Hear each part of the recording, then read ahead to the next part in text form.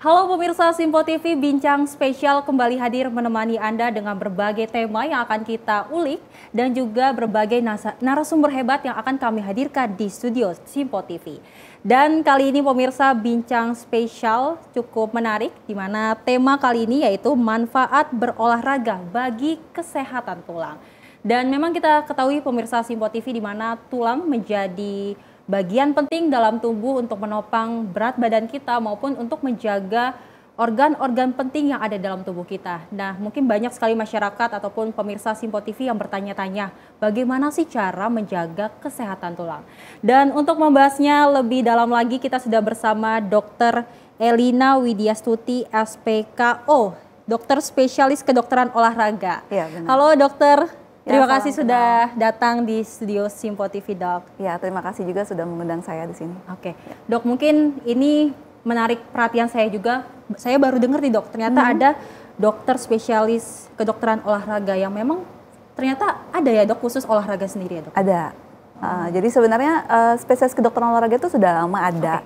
Cuma mungkin jumlahnya untuk di Indonesia sendiri belum begitu banyak ya. Ya, untuk saat ini jumlahnya baru sekitar 100 lebih. Sekitar 113 dan akan bertambah pasti ke depannya. Apalagi sekarang tuh peminatnya sudah semakin banyak, terutama masyarakat kita kan sekarang udah mulai banyak yang aware akan manfaat olahraga tuh apa ya. Betul. Jadi peminat olahraga, pegiat olahraga makin bertambah dan peminat yang untuk masuk ke kedokteran spesialis kedokteran olahraga ini makin banyak juga sih. Tadi saya juga sempat lupa, mungkin dokter bisa memperkenalkan ke pemirsa Simpo TV dan praktek dokter di mana sebelum kita bahas lanjut soal kesehatan tulang. Iya, halo, saya perkenalkan, saya Dr. Elina. Saat ini saya praktek di klinik Backfit. Klinik Backfit itu terutama sekarang kliniknya kami ada di Muara Karang, kemudian di Gading Serpong, dan segera akan ada di Meruya dan Sunter juga sih.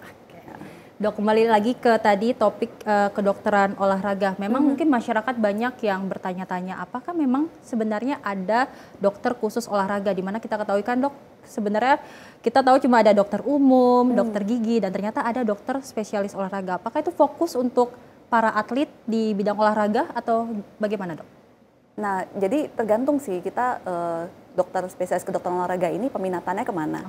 Jadi bisa aja kalau minatnya untuk jadi dokter tim misalnya, contoh ya, jadi dokter bisa aja bekerja sebagai dokter tim misalnya, apakah di bola ataukah di basket atau apapun lah gitu. Jika tertariknya juga lebih ke komunitas, biasanya kita juga berpraktek di klinik atau di rumah sakit, di mana kita juga penanganannya penanganan cedera juga. Tapi bukan hanya untuk atlet, tapi kan selain atlet profesional, banyak juga nih yang atlet rekreasional ya. Jadi kayak contoh yang tiap kita lihat nih hampir tiap weekend saya rasa ada event lari ya. Betul. Sekarang ini gitu ya. Nah, ini kan yang pegiat lari ini juga bisa kita masukkan ke dalam kategori atlet rekreasional. Nah, dimana kalau mereka mengalami cedera pun itu kita bisa menangani. Berarti sebenarnya, Dok, kan memang untuk lari sendiri yang tadi dokter sebutkan cukup dibilang banyak diminati oleh masyarakat Indonesia. Banyak juga yang akhirnya bisa dikatakan FOMO dengan olahraga lari. Apakah sebenarnya FOMO dalam olahraga itu sendiri, Dok, diperbolehkan? Sebenarnya tidak masalah ya. Yang permasalahannya adalah kalau kita FOMO-nya ini yang sampai mengikuti sesuatu yang ekstrim ya. Kalau misalnya olahraga ekstrim dan kemudian tidak disertai dengan persiapan yang benar gitu. Misalnya anggaplah misalnya lagi happening, lagi banyak yang lari trail, misalnya ke gunung. Latihan aja jarang-jarang sekali gitu, tiba-tiba ikut yang event misalnya gitu. Resikonya kan juga pasti akan meningkat ya. Sama bukan hanya olahraga yang seperti itu, tapi kayak misalnya olahraga lari yang event yang kayak half marathon, yang maraton. Ternyata banyak yang ikut lari itu tidak disertai dengan latihan yang proper. Dan mereka hanya latihannya lari saja, padahal di luar lari itu mereka juga sebenarnya perlu latihan penguatan otot untuk mempersiapkan diri dan supaya ready dan tidak terjadi cedera. Betul. Berarti memang dalam olahraga itu, Dok, penting sekali adanya personal trainer ya, Dok ya? Sebenarnya bukan masalah personal trainer ya. Contoh kalau lari, apakah harus menggunakan personal trainer? Jadi kan sebenarnya kalau kita fun aja buat kesehatan, lari misalnya saya mau ikut 10K deh nanti misalnya di bulan Juli, misalnya di Juli itu kayak ada beberapa event besar ya. Nah, kita mulai latihan dari sekarang kan. Ya, latihan itu nggak mesti selalu dengan personal trainer, tapi sebenarnya ada banyak kok aplikasi atau yang mengajarkan bagaimana caranya mulai latihan dari awal. Tapi kalau memang tidak terbiasa, contoh salah satu program latihan untuk lari itu sebenarnya adalah latihan penguatan. Kalau nggak biasa latihan penguatan otot, ya tidak ada salahnya mencari grup lari yang ada personal trainernya yang bisa mengajarkan, ada coachnya yang bisa mengajarkan strength trainingnya gitu. Itu akan lebih baik supaya tidak terjadi cedera kalau kita lakukan tanpa tahu dulu gerakannya itu yang harusnya yang benar seperti apa. Oke. Tadi seperti yang tema kita bahas dok soal kesehatan tulang. Sebenarnya kan memang banyak sekali masyarakat yang belum mengetahui seberapa pentingnya tulang untuk dijaga. Dari dokter sendiri pandangannya seperti apa dok?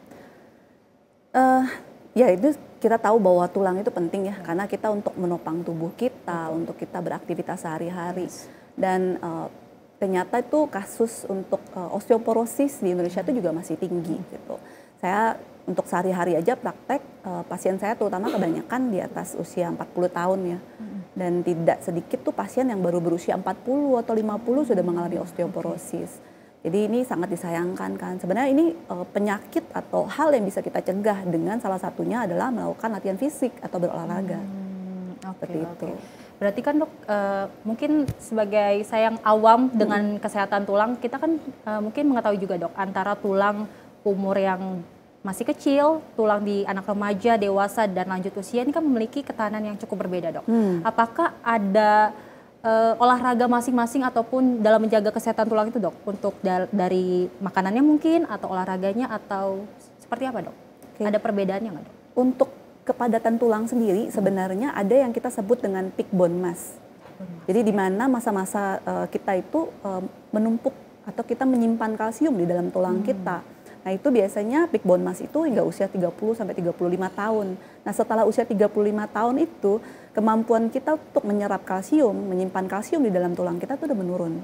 Apalagi misalnya di atas usia 50 tahun, which is itu misalnya usia 50 tahun kenapa? Karena rata-rata menopause itu sekitar usia 50 tahun ya. Setelah usia 50 tahun, kalau terutama pada perempuan, hormonnya akan terjadi penurunan seperti estrogennya gitu ya. Dan kemudian itu akan mempengaruhi berikutnya adalah kayak penyerapan kalsium, kemudian ini akan memperburuk kondisi. Jadi akhirnya kenapa wanita lebih banyak mengalami osteoporosis karena ada masalah hormonal ini pada saat dia mengalami menopause. Apalagi tidak diikuti dengan dari muda tidak olahraga. Nah, olahraga ini penting banget kenapa? Untuk mempertahankan kepadatan tulang kita yang optimal, kita butuh otot. Karena prinsipnya adalah tulang itu kita bisa menstimulasi kepadatannya dengan adanya pembebanan. Jadi salah satu pembebanan yang perlu adalah yang komponen yang kita perlukan adalah otot yang cukup.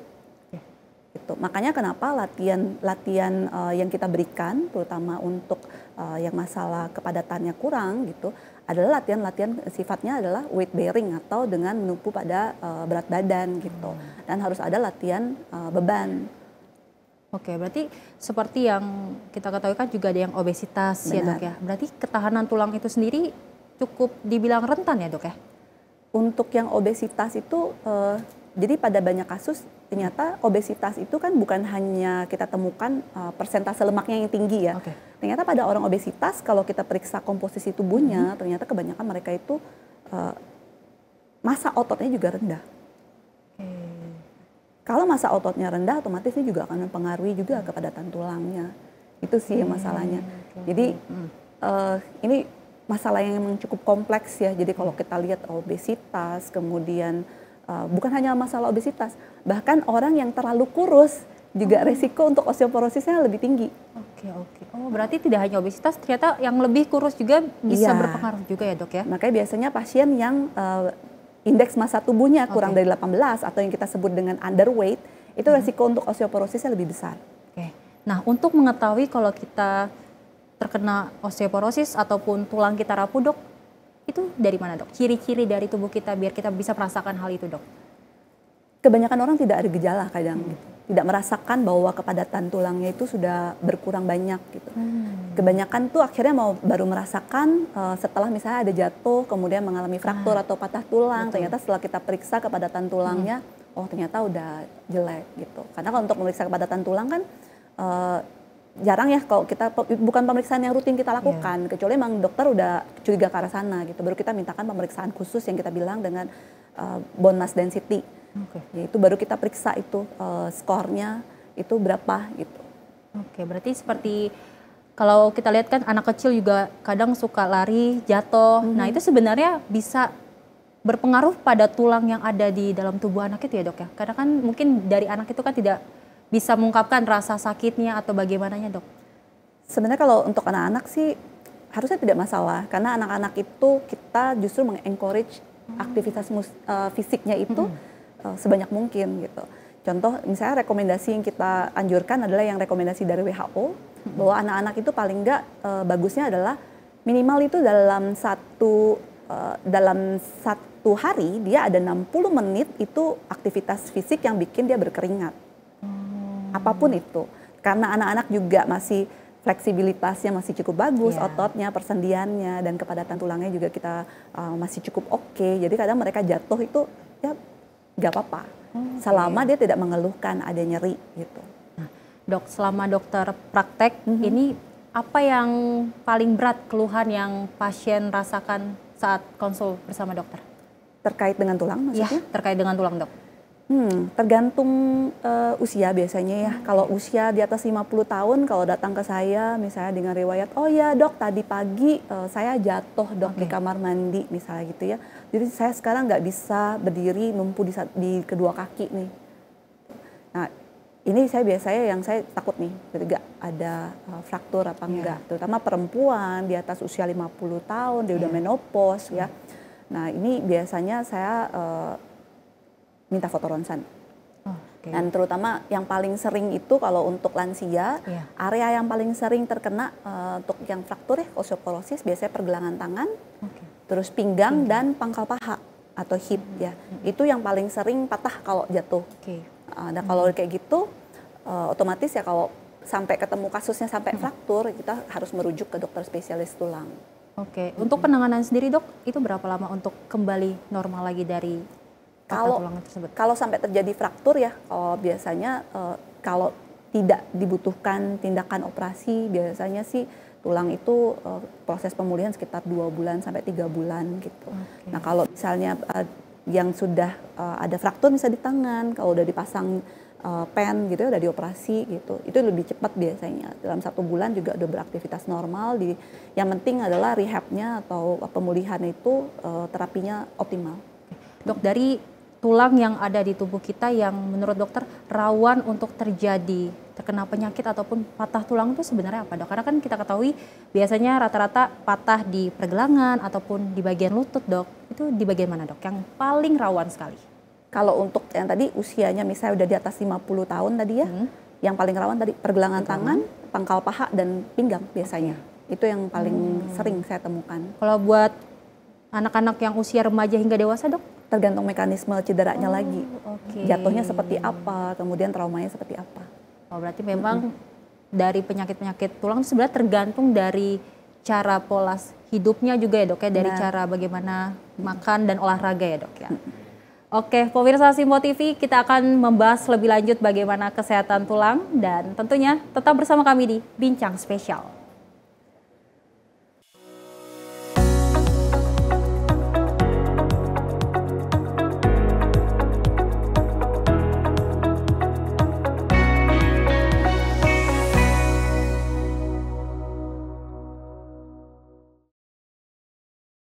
Halo, selamat pagi pemirsa Simpo TV, selamat pagi Andi. Selamat pagi, Fen. Beragam informasi terbaru hadir menemani Anda sebelum memulai hari. Itu memang dari Menteri Perhubungan juga mendukung, dari Menteri Keuangan juga mendukung, dan kita sebagai masyarakat pun juga harus mendukung. Mengangkat isu yang tengah menjadi pembicaraan paling hangat, semarakan pagi Anda bersama Menyapa Pagi. Setiap Senin hingga Jumat pukul 6 pagi, hanya di Simpo TV. Kami hadir dengan rangkaian informasi dari berbagai penjuru dunia. Topik dan isu yang tengah menjadi sorotan mancanegara dikemas dengan lengkap untuk Anda.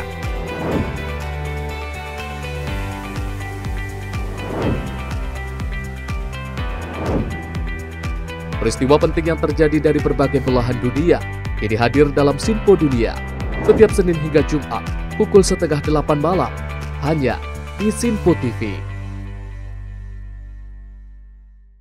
Pemirsa, Simpo TV kembali hadir menemani Anda dengan berbagai informasi yang telah kami rangkum dalam sepekan. Sajian lengkap informasi sepekan kami hadirkan untuk Anda. Badan Legislasi DPR menemui masa unjuk rasa di depan gedung DPR RI Senayan, Jakarta. Menemani akhir pekan Anda bersama keluarga dengan rangkuman berita menyeluruh dalam Simpo Sepekan setiap minggu pukul 6 pagi hanya di Simpo TV.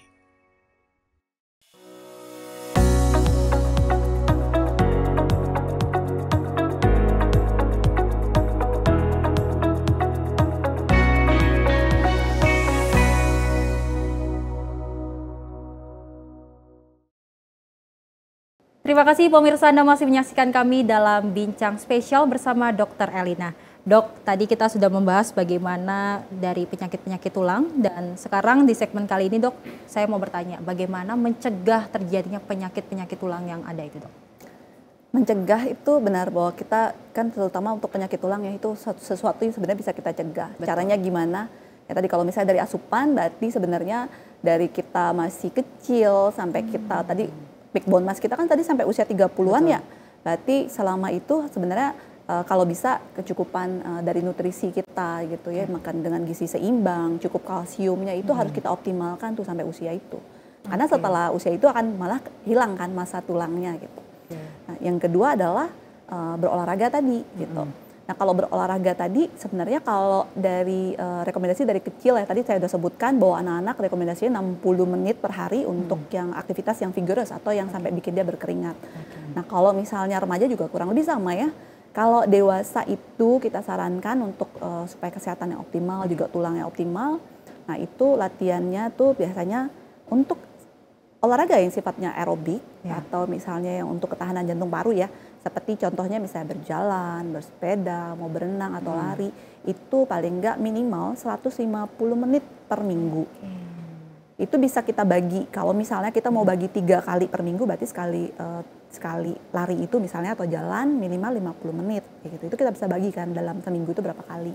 Nah, selain olahraga yang sifatnya aerobik tadi, juga perlu ada olahraga yang sifatnya penguatan. Yang tadi terutama untuk kepadatan tulang tadi dan penguatan otot ya. Itu paling nggak minimal 2-3 kali per minggu dengan intensitas sedang. Gitu. Berarti dok, selain olahraga kan kita juga tahu, mungkin masyarakat ataupun pemirsa Simpo TV tahu bahwasanya memang ada juga yang mengonsumsi susu dok, susu untuk penguat tulang. Apakah memang susu ini penting untuk tulang? Apakah bisa juga dikonsumsi untuk tiap hari dok? Nah tadi kalau misalnya yang penting itu adalah nutrisi yang seimbang dulu. Kalau memang kita tidak bisa mendapatkan nutrisi yang optimal, kalsium yang optimal, dan kemudian salah satu yang penting juga adalah vitamin D3 ya. Karena itu kita dapatkan sebenarnya di sinar matahari kan. Jadi kalau kemudian kita kerjaan sehari-hari banyak di dalam ruangan, juga jarang kena sinar matahari. Nah ini kadang kita juga perlu ada asupan vitamin D3 juga.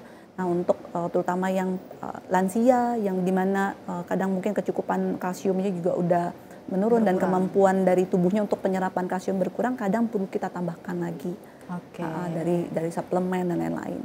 Mungkin dari yang kita ketahui juga dok, kebiasaan yang sering kita lakukan bisa menyebabkan tulang juga menjadi kurang baik ya dok ya. Salah satunya mungkin sebagai pekerja kantor, kita ketahui dok mengetik terus, akhirnya badan kita jadi bungkuk. Seperti yang saya alami juga dok, di bagian belakang saya merasa kalau berdiri tuh sebenarnya sudah tegak, tapi kok kelihatan dari cermin tuh kayak ada bungkuk. Apakah itu bisa berpengaruh dari kita yang sering mengetik ini dok? Iya, jadi salah satu yang menyebabkan gangguan postur itu adalah kebiasaan kita sehari-hari gitu. Dan terutama aktivitas kita kan sebenarnya sehari-hari juga ya, bukan hanya pada saat kita bekerja dan ini aja, tapi kalau di rumah juga lihat HP, kita juga nunduk lagi gitu ya. Terus kemudian bawa tas yang begitu berat kadang gitu. Nah itu bikin kita lama-lama posturnya jadi akan membungkuk gitu. Bagaimana cara kita mengatasinya? Sebenarnya dengan kita balik lagi, latihan penguatan otot-otot punggungnya. Karena kalau misalnya kalau kita kuatin otot-ototnya itu, otomatis postur kita juga akan membaik gitu ya. Nah itu pentingnya jadi penguatan otot-otot core. Oke, berarti kalau sudah mengalami seperti saya sudah mengalami ada rasa bungkuk di sini, berarti kita harus melakukan terapi atau pengobatan seperti itu ya dok ya untuk Sebenarnya kembali normal lagi. Kalau tidak ada keluhan sih sebenarnya nggak masalah, jadi nggak mesti terapi juga. Oke. Yang penting adalah olahraganya sekarang. Oh, berarti olahraganya apa tuh dok untuk supaya seperti saya nih dok nggak terasa bungkuk lagi gitu? Apakah ada olahraga-olahraga yang khusus gitu dok? Kalau saya ditanya seperti itu, biasanya saya tanya balik ke pasien saya gitu ya. Iya. Sukanya apa olahraganya? Karena sesuatu yang kita sarankan tapi tidak disukai juga nggak akan dilakukan ya. Jadi balik lagi, sukanya bagaimana gitu. Kalau ada pasien yang suka, nggak apa-apa dok, saya ke gym aja. Atau yang bilang, dok saya takut ke gym gitu, saya takut jadi berotot banget badan saya gitu. Kalau perempuan sering begitu ya. Ya terserah mau ikutnya, misalnya ada yang suka yoga, ada yang suka pilates, yang selama itu latihannya sifatnya penguatan otot-otot batang tubuh, itu no problem. Nah itu yang mau saya tanyakan dok, soal pilates, yoga kan kalau kita ketahui mungkin di sosial media kan itu seperti yang kayak ada gerakan yang kayak menarik gitu ya dok ya.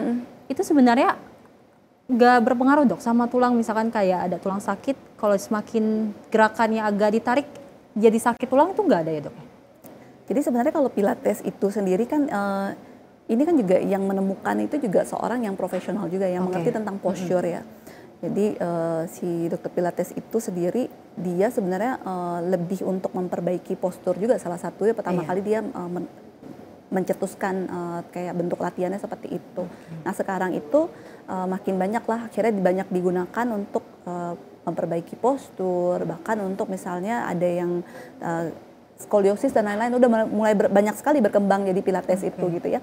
Nah balik lagi sebenarnya kalau dilakukan dan diajarkan oleh coach yang berpengalaman itu cukup aman untuk kita lakukan dan saya rasa manfaatnya juga akan baik sekali kalau dilakukan secara rutin dan teratur. Berarti nggak bisa yang cuma beberapa kali aja ya dok ya? Memang harus semuanya harus rutin ya dok ya? Benar. Kalau kita cuma 1-2 kali kemudian saya nggak berubah dok posturnya, ya nggak bisa seperti itu. Kalau kita mau olahraga itu, kalau kita mau lihat manfaatnya itu misalnya apalagi misalnya perubahan postur, kemudian perubahan komposisi tubuh dan lain-lain, kita paling nggak berharap itu kita dapatkan itu dalam waktu 12 minggu minimal. 12 minggu. Iya. Berarti dok dari tadi yoga, pilates, lari juga, ada olahraga lainnya dok yang memang bisa menunjang kesehatan dari tulang itu sendiri dok? Nah ini saya agak promote sedikit ya. Jadi sebenarnya terutama untuk yang kalangan lansia, sebenarnya di Indonesia itu sudah ada perkumpulan namanya tuh Perhimpunan Warga Tulang Sehat Indonesia atau Perwatusi. Nah Perwatusi itu sendiri itu tiap minggunya, setiap minggu itu ada sekitar 3 kali per minggu itu mengadakan senam. Senamnya itu bisa diikuti secara virtual juga, jadi melalui Zoom. Jadi siapapun pesertanya dari seluruh Indonesia tinggal buka Zoom, buka linknya itu bisa mengikuti di rumah. Jadi ya oma-oma kita di rumah daripada diam aja di rumah gitu kan ya, kayak kalau nggak salah itu Selasa, Kamis, Sabtu, kalau saya nggak salah nih ya jam 8 pagi. Itu bisa mengikuti gerakannya. Dan kalau misalnya yang sudah ada usia dan kemudian ada keluhan di sendi di lututnya, itu bisa melakukannya sambil duduk. Jadi di Perwatusi itu di Zoom-nya itu akan ditampilkan gerakannya sambil berdiri dan sambil duduk.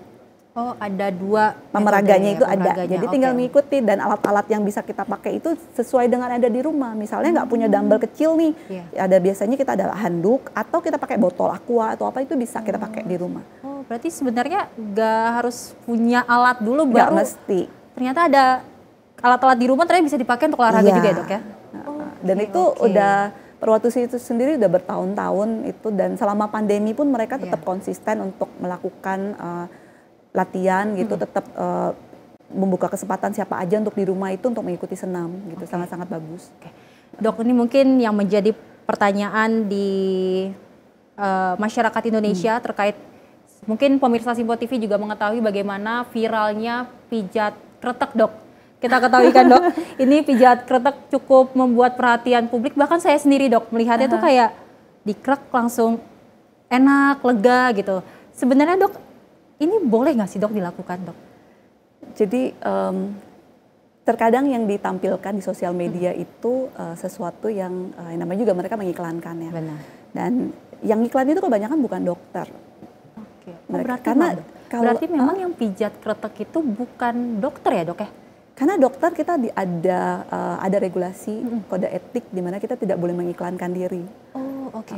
Biasanya yang mengiklankan diri terus memperagakan kayak pertek-pertek tulang belakangnya dan lain-lain itu biasanya profesi yang di luar dokter.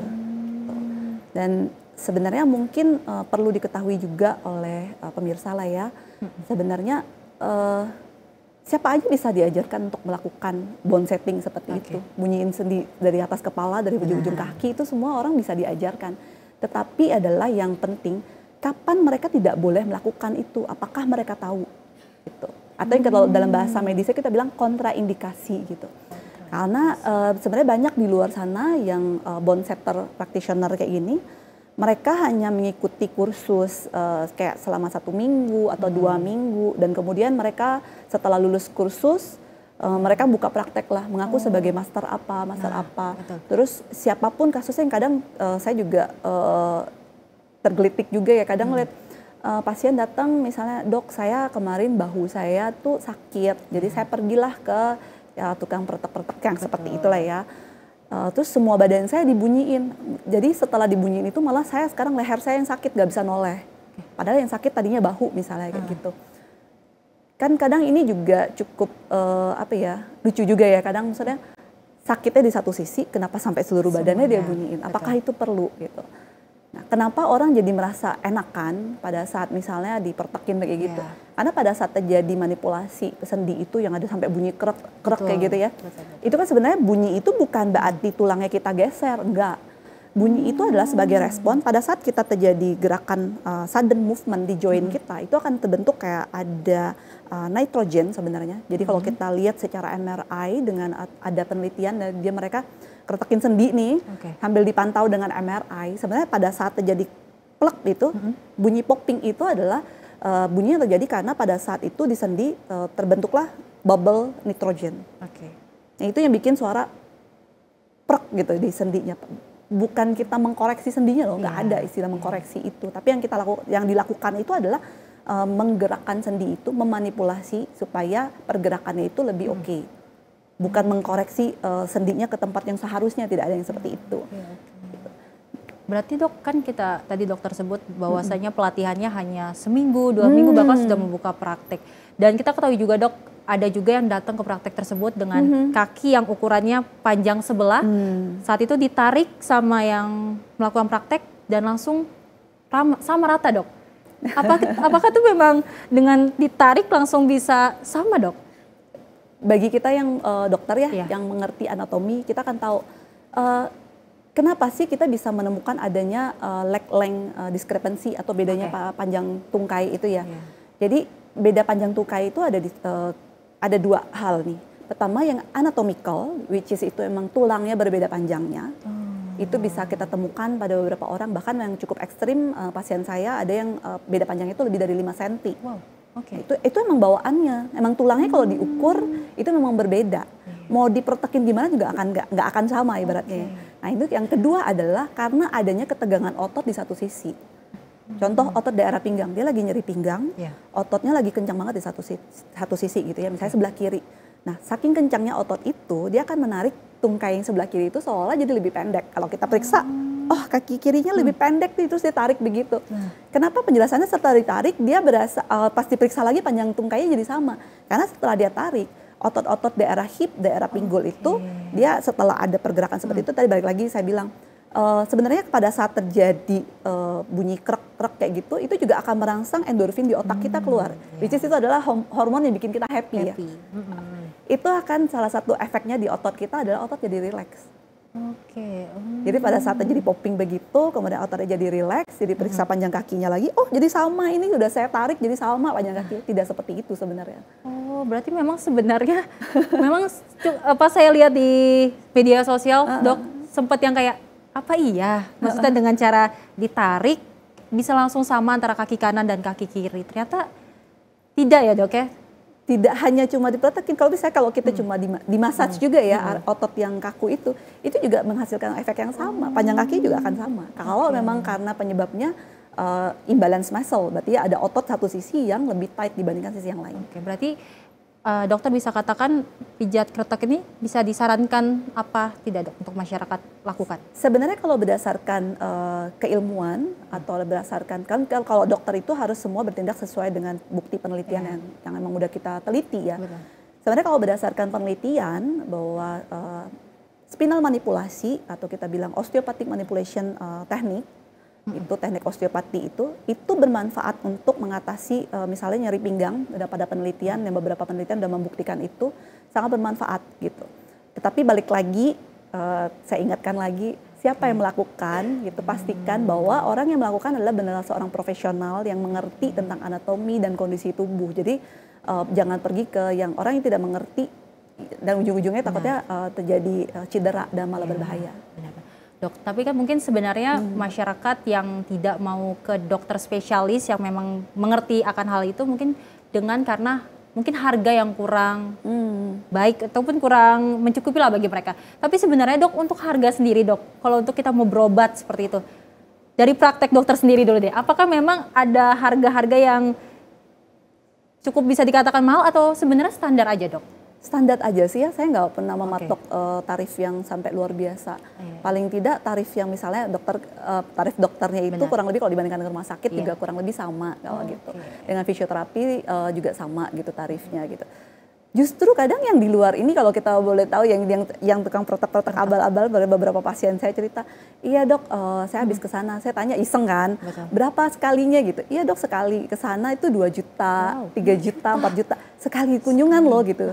Even ke dokter aja nggak sampai segitu gitu kan. Berarti sebenarnya banyak masyarakat yang berpandangan kalau ke dokter tuh mahal, tapi ternyata tidak ya dok? Lebih mahal yang di luar itu ternyata gitu. Wow. Dan memang berarti sebenarnya dokter menganjurkan untuk ke dokter yang memang sudah tahu akan hal seperti ini ya dok ya.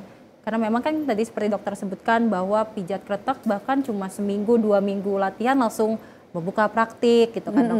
Tapi sebenarnya mereka itu ada surat izinnya nggak sih dok?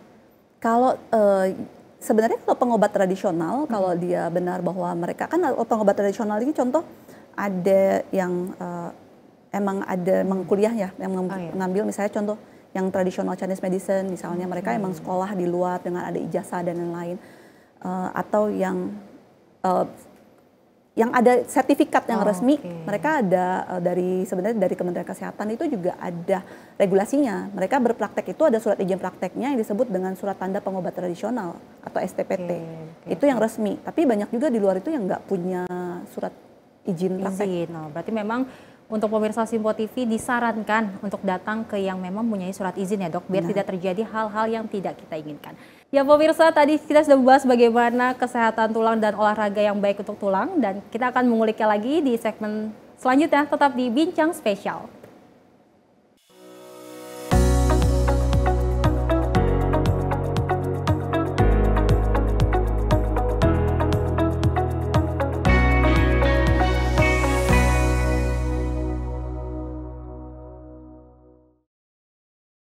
Halo, selamat malam pemirsa. Senang sekali rasanya kami mengisi ruang informasi Anda. Akhiri aktivitas Anda dengan rangkuman perkembangan peristiwa yang terjadi sepanjang hari. Sebelumnya kita saksikan ada sekitar 3.000 tamu undangan. Sementara di Ibu Kota Nusantara ini ada sekitar 2.000 tamu undangan. Rangkaian informasi nasional dan mancanegara dirangkum sebagai penutup hari dalam Menyapa Malam. Setiap Senin hingga Jumat pukul 8 malam. Hanya di Simpo TV.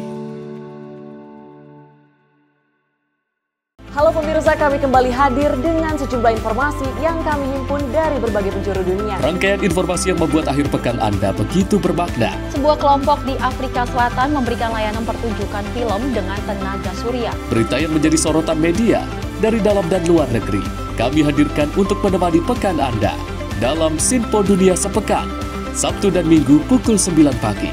Hanya di Simpo TV.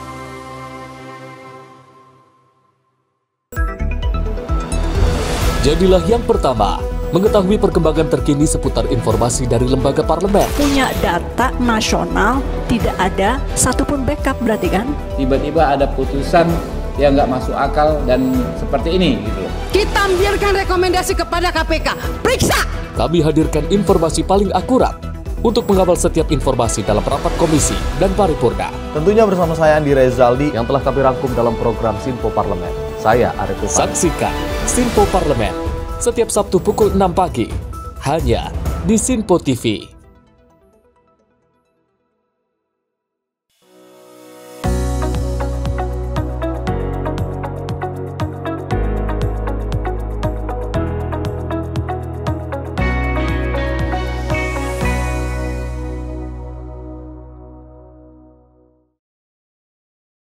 Terima kasih pemirsa, Anda masih menyaksikan Bincang Spesial. Dok, kita lanjutkan perbincangan soal kesehatan tulang. Dan sebelumnya, Dok, gimana sih Dok kita bisa tahu ciri-ciri kalau tulang kita ini butuh vitamin, Dok? Sebenarnya siapa aja sih tetap butuh ya, maksudnya ya balik lagi sebenarnya asupan gizi yang seimbang tadi. Okay. Ada orang yang misalnya punya kebiasaan tidak suka makan sayur-sayuran, buah-buahan kayak gitu kan, itu sebenarnya kita udah tahu sebenarnya harus seperti apa idealnya. Balik lagi sih sebenarnya mulai dari keluarga, dari kebiasaan makan yang sehat harus seperti apa. Dan kemudian tadi setelah kita usia udah 30 tahun ke atas, kemudian 50 tahun ke atas, kebutuhan itu pasti akan berbeda kan. Biasanya kita sesuaikan. Balik lagi sebenarnya pasien sering nanya, "Dok, saya udah butuh minum kalsium belum?" Saya akan nanya sih, makannya sehari-hari kayak gimana? Cukup dapat sinar matahari apa enggak gitu. Kalau memang sudah cukup dari asupan sehari-hari udah bagus, juga udah dapat banyak sinar matahari, selama belum ada keluhan yang mengarah ke arah sana, saya biasanya jarang memberikan asupan kayak gitu ya. Oke, berarti makanan yang sebenarnya baik untuk kesehatan tulang, terlebih kayak saya kan termasuk orang yang tidak suka sayur, Dok. Nah, itu berpengaruh juga, Dok, untuk dari tulang sendiri, Dok? Sebenarnya kalau kalsium di dalam asupan sehari-hari itu makanan kan juga bukan hanya dari kayak sayuran atau kayak kacang-kacangan biasanya ya kalau kalau nabati ya.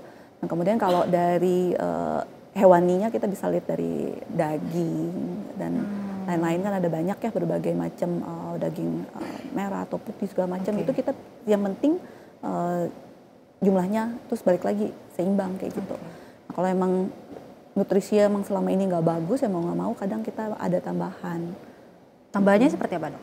Biasanya kalau misalnya terutama kalau pasien yang udah lansia, terutama saya udah curiga ke arah kepadatan tulangnya udah kurang, biasanya saya akan kasih kayak kalsium tambahan atau misalnya plus dengan vitamin D3-nya tambahannya. Oke, berarti untuk kita konsumsi vitamin itu, Dok, ada anjuran untuk seminggu sekali untuk makan berapa dari vitamin itu, Dok? Apa setiap hari kita harus minum vitamin D3 tersebut, Dok? Kalau tiap hari kita dapat sinar matahari yang cukup, saya rasa nggak perlu ya. Tapi kalau memang kita sehari-hari di dalam ruangan terus gitu ya, tidak ada salahnya sih untuk dosis maintenance misalnya kayak vitamin D3 sekitar 1.000 sampai 5.000 international unit gitu, itu nggak ada salahnya sih kalau kita tambahkan. Oke, Dok. Sebenarnya juga ada larangan makanan-makanan nggak sih, Dok, untuk menjaga tulang kita ini, Dok? Nggak ada sih. Oh, nggak ada. Berarti memang sebenarnya tergantung bagaimana kita mengolah makanan itu ya, Dok ya?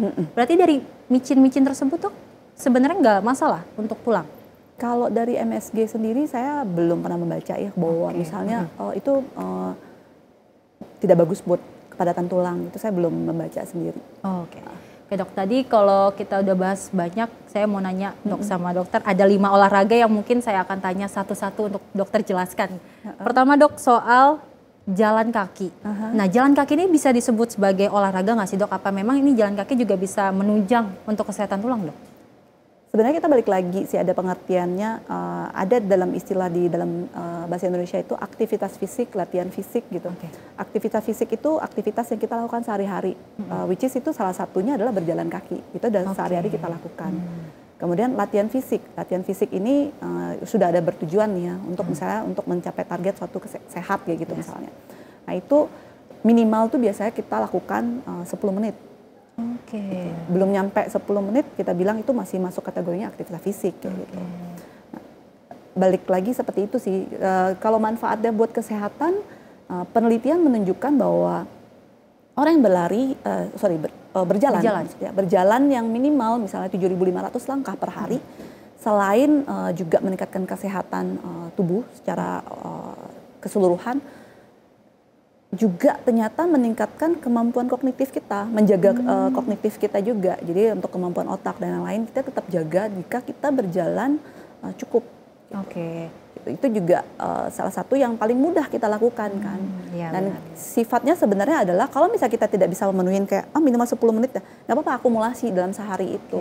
Misalnya pagi ada jalan kan, misalnya pergi kerja, contoh misalnya naik kereta gitu ya, sampai naik, atau misalnya naik MRT. Terus dari MRT misalnya mau ke kantor, bisa jalan 5-10 menit kan lumayan ya misalnya gitu. Balik lagi balik lagi itu saya jalan ya gitu. Itu juga bermanfaat pasti. Terus kemudian di kantor usahakan banyak jalan. Terus misalnya beda lantai, naik tangga aja kayak gitu. Jadi makin banyak aktivitasnya kita lakukan itu akan makin baik. Jadi every move count.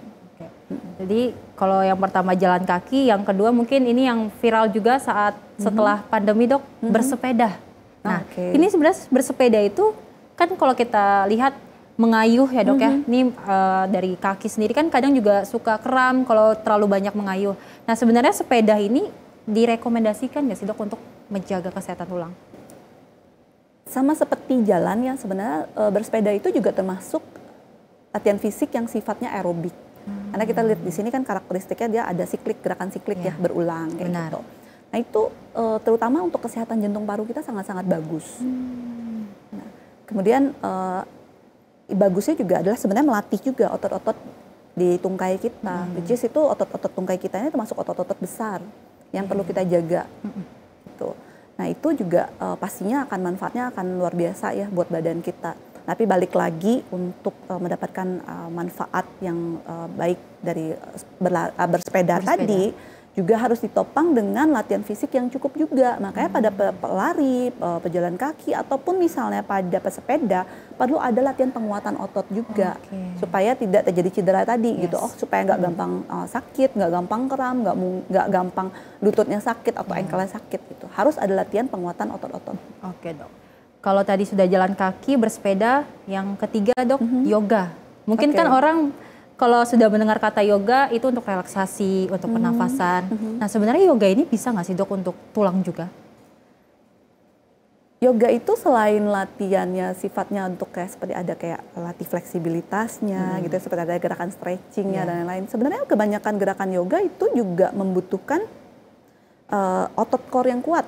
Jadi pada saat beberapa gerakan yoga itu akan melatih otot-otot core kita atau otot-otot batang tubuh kita. Nah, which is itu juga jika kita bisa menjaga tadi kepadatan massa otot kita, itu akan mempengaruhi kepadatan tulang kita juga kan. Balik lagi itu harus dilakukan secara rutin. Gitu. Berarti tidak bisa yang tadi dokter bilang yang nggak bisa yang cuma lagi pengen ya olahraga, ntar lagi bosan nggak mau lagi gitu ya. Benar. Oke. Berarti Dok kalau kita ketahui kan tadi ada sepeda, ada yoga, ada juga jalan kaki. Ada lagi nggak sih Dok yang mungkin olahraga yang belum masyarakat tahu ternyata ini penting nih untuk kesehatan tulang? Sebenarnya apapun tadi balik lagi apapun aktivitas fisik atau latihan fisiknya yang penting disukain dulu gitu. Nah seperti yang lagi hype juga ya misalnya tadi lari juga sebenarnya untuk kepadatan tulang juga bagus gitu.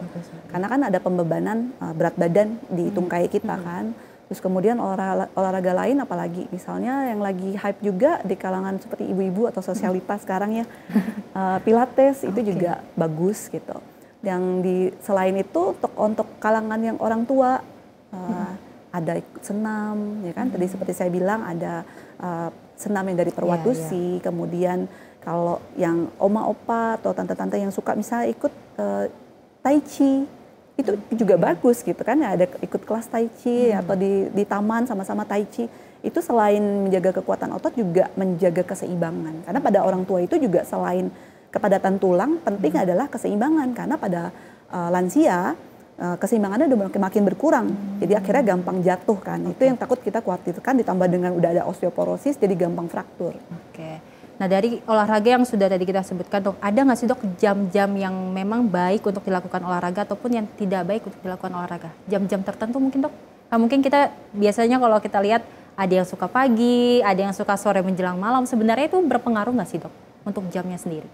Kalau menurut saya sendiri sebenarnya tidak ada pengaruh sih. Yang penting kita lakukan balik lagi rutin. Kalau memang sempatnya misalnya contoh ada orang pekerja kantoran lebih prefer misalnya saya bangun pagian aja, saya ke gym dulu, setelah gym nanti saya baru kerja kayak gitu. Ataupun ada yang nunggu saya kerja dulu, nanti pulang kerja baru gym, itu nggak apa-apa, selama dia bisa lakukan itu. Secara teratur ya pastinya. Nah dok, kan kadang kalau kita mau olahraga kita juga kadang suka lupa, kita untuk jam tidur masih kurang, suka bergadang. Nah sebenarnya kalau kita bergadang nih dok, tidur kurang dari 8 jam dan ternyata kita olahraga, sebenarnya manfaat dari olahraga itu sendiri akan menyerap ke tubuh kita nggak sih dok? Dengan kita yang bergadang itu? Nah ini karena sebenarnya tadi tidur itu kan bagian dari recovery ya, pemulihan. Pada saat kita melakukan olahraga pun penting ada pemulihan kan. Jadi misalnya contoh ada pasien nanya saya, dok saya mau tiap hari ke gym, nggak apa-apa kan dok gitu. Ya nggak apa-apa sih, tapi ya lihat lagi misalnya diatur. Kalau misalnya hari ini misalnya di gym latihannya kaki, nanti besok latihannya upper body atau tangan. Terus kemudian berikutnya lebih fokusnya ke core atau batang tubuh. Selama ada jeda gitu ya, buat nggak tiap hari kaki aja gitu. Nah selain masalah jeda begitu, yang penting juga tadi kan tidur. Kalau tidur kita kurang, otomatis itu akan mempengaruhi fungsi tubuh kita juga. Nah biasanya seringkali tuh terutama pada yang udah ada umur ya, yang elderly, seringkali misalnya latihan, saya lihat, oh kok hari ini tumben ya tensinya jadi tinggi. Seringkali tuh misalnya saya tanya, semalam tidurnya bagaimana? Kadang kalau tidurnya kurang optimal, jadi hari itu dia juga otomatis ternyata mempengaruhi loh. Tekanan darahnya pengaruh, dia juga jadi lebih cepat lelah pada saat melakukan latihan fisik kayak gitu. Nah itu kenapa penting tidur tadi. Dok, ini kan kita mengingat juga mau menjelang bulan puasa, bulan Ramadan. Nah mungkin kan banyak masyarakat yang akhirnya tidak mau berolahraga. Karena kan memang puasa ya dok, ya kita baru buka nanti di jam 6 sore. Nah olahraga yang baik sebenarnya di bulan Ramadan, puasa itu apa dok? Emang kebanyakan kan orang selama bulan puasa nih takut nih melakukan olahraga ya, takutnya jadi nggak sanggup, jadi capek. Nah itu sebenarnya tetap boleh kita lakukan. Cuma seperti apa gitu tadi, waktunya mau kapan gitu. Ada orang yang prefer, oh ya setelah misalnya setelah sahur misalnya gitu ya, itu juga boleh. Tapi balik lagi intensitasnya kita kurangin. Yang tadi misalnya setelah sahur dia bisa lari 10 kilo. Jadi berarti kita kurangin aja, jangan sampai 10 kilo juga. Pasti kan akan haus juga, mana bentar lagi udah nggak bisa minum lagi juga kan, gitu kan kalau udah selesai sahur gitu kan. Nah waktu yang berikutnya bisa dilakukan adalah sebelum buka. Sebelum buka. Sebelum buka. Jadi kalau misalnya buka kan sekitar jam 6-an ya. Jadi misalnya mau mulai jam 5-an mau olahraga dulu, boleh. Balik lagi intensitasnya jangan terlalu berat. Kalau terlalu berat kan pasti lelah banget dengan udah seharian puasa kan pasti lemes ya. Jadi malah nanti hipoglikemia ini malah pingsan kan. Jadi biasanya kita sesuaikan intensitasnya, kemudian jeda istirahatnya juga harus proper ya, harus cukup gitu. Jadi tetap mendapatkan manfaat. Jadi jangan khawatir, selama puasa itu tidak dilarang untuk tetap berolahraga. Dok, mungkin juga banyak masyarakat Indonesia yang kalau ingin konsul ke dokter seperti dokter tuh tunggu kejadian baru melakukan konsul. Sebenarnya boleh nggak sih dok kita mengecek tulang kita sebelum hal-hal seperti yang tadi dokter penyakit-penyakit itu kita cek, itu sebenarnya boleh dok? Ya, jadi sebenarnya salah satu kerjaannya spesialis kedokteran olahraga adalah contoh ada anggaplah ada seorang ibu sudah puluhan tahun nggak pernah berolahraga, kemudian dia merasa dia memulai olahraga, misalnya dia memulai lari gitu, apakah dia aman untuk melakukan lari? Nah itu bisa berkonsultasi ke SPKO, karena kita juga bisa, ada namanya pemeriksaan prapartisipasi. Jadi kita lakukan pemeriksaan kebugaran secara umum, nanti kita lihat apakah ibu atau bapak ini memiliki resiko jika melakukan latihan fisik tertentu. Nah kalau misalnya ternyata ada permasalahan, misalnya oh ternyata ibu ini ada masalah di jantung misalnya, kemudian ada masalah di misalnya diabetes, atau misalnya tidak ada berkaitan dengan itu, ada masalah misalnya sendi lututnya nyeri gitu, kemudian ada riwayat nyeri pinggang. Nah setelah kita mendapatkan hasil pemeriksaan itu, ya kita bisa tentukan kemudian latihan fisik seperti apa yang disarankan untuk pasien kita ini gitu. Apakah dia boleh melakukan latihan misalnya yang intensitasnya berat, atau cuma boleh yang akan melakukannya yang ringan, atau jika lututnya misalnya sakit gitu ya, latihan fisik seperti apa? Apakah boleh dia yang loncat-loncat, yang lari gitu? Kalau memang nggak boleh, anjurannya apa? Seperti itu. Berarti sebenarnya dok, untuk melakukan pengecekan itu dianjurkan sekali ya sebelum terjadinya adanya penyakit tulang ya dok ya? Apa ada umur berapa gitu dok untuk melakukan seperti itu, untuk mengecek gitu dok? Sebenarnya umur siapa tertentu? aja bisa melakukan pemeriksaan prapartisipasi ya. Jadi sebelum mau melakukan suatu latihan fisik yang akan rutin dan teratur ke depannya gitu untuk menilai resikonya seperti apa, siapa saja bisa melakukan itu. Terlebih kalau udah lanjut usia ya, itu lebih penting lagi kita periksa. Karena kan kalau untuk lanjut usia ada resiko tadi penyakit jantung dan lain-lain. Makanya kan kita jarang kita temukan nih udah berapa kali ya dalam setahun kemarin aja itu kejadian yang ikut lari yang meninggal dunia karena serangan jantung sudah beberapa kejadian kayak gitu. Nah ini padahal bisa kita cegah dengan pemeriksaan yang proper dulu sebelum mereka terjun dalam latihan fisik atau aktivitas fisik seperti Berarti seperti yang kan kita sering dengar juga dok, kalau ada yang main sepak bola, futsal ternyata tiba-tiba meninggal dunia, itu berarti faktornya bisa seperti itu juga dok ya?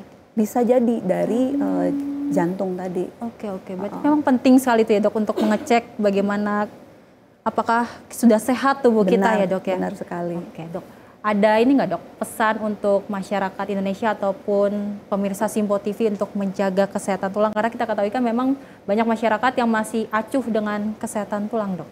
Oke, jadi sebenarnya kalau dari saya sendiri ya, sebenarnya semua aktivitas fisik kita itu berarti gitu ya. Makin banyak kita beraktivitas fisik itu akan makin bagus buat kesehatan tulang kita dan kesehatan secara keseluruhan ya. Dan untuk menjaga kesehatan tulang kita perlu ada latihan fisik yang pastinya tadi secara rutin dan teratur dilakukan. Mungkin pemirsa Simpo TV yang memang mau mengecek tulang bisa langsung ke tempat praktek dokter tadi di mana dok? Mungkin bisa diulangi lagi dok? Ya, saya ada praktek di klinik Backfit di Muara Karang dan Meruya.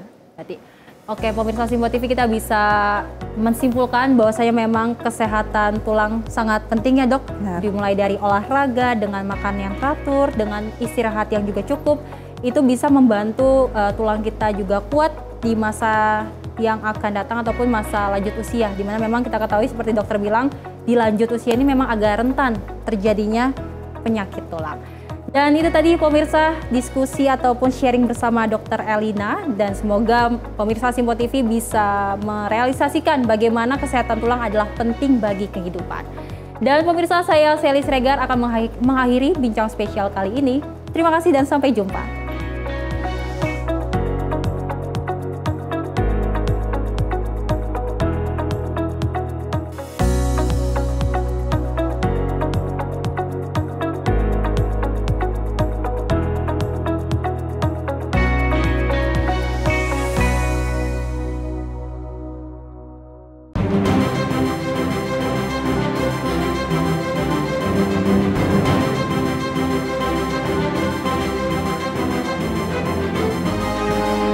Simpo TV, News, Sport, Entertainment.